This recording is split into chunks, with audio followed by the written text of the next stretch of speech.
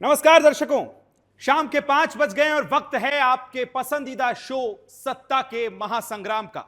जी हां, आज सत्ता के महासंग्राम में हम बात करेंगे जम्मू कश्मीर से लेकर हरियाणा की तमाम उन राजनीतिक खबरों का जो इस समय आज सुर्खियों में बनी हुई हैं। आज सबसे पहले बात करेंगे हरियाणा विधानसभा चुनाव की।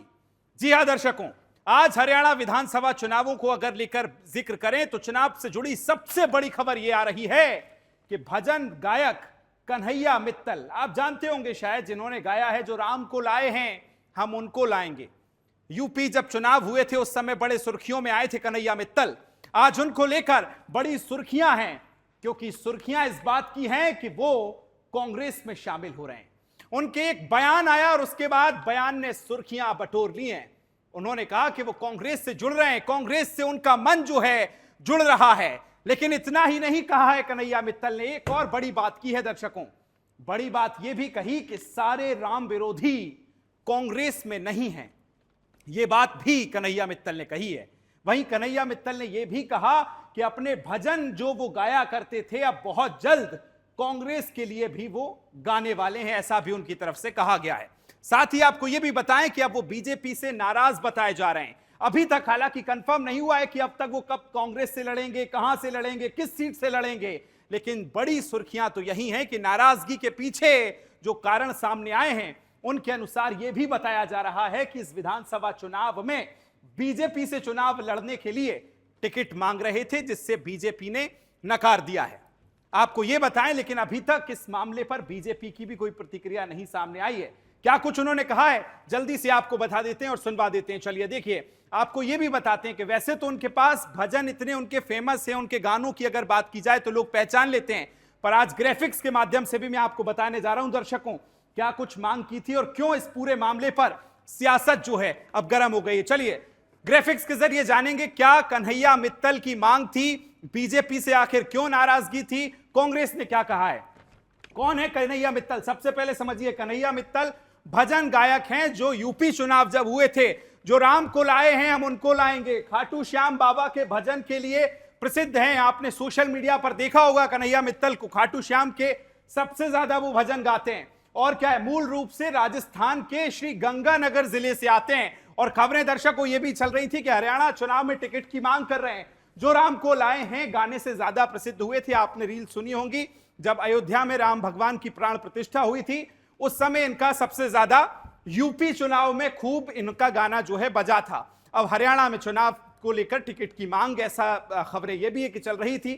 बीजेपी से उनके गाने पर कैंपेन में बीजेपी ने उनका गाना भी चलाया था। तो ये बड़ी बातें जो हैं ग्राफिक्स के जरिए हम आपको बता रहे हैं।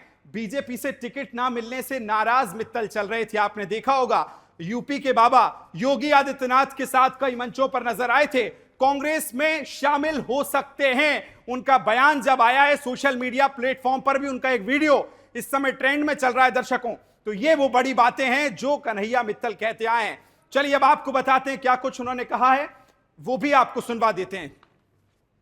सबसे पहले तो सभी को जय श्री राम। और अनुभव की बात करें तो भूतो न भविष्यति, ऐसा ना तो कभी अनुभव किया था और ना कभी मुझे लगता है कि हो सकता है। हाँ, तब हो सकता है जब मथुरा सजेगी, शायद ये अनुभव तभी हो।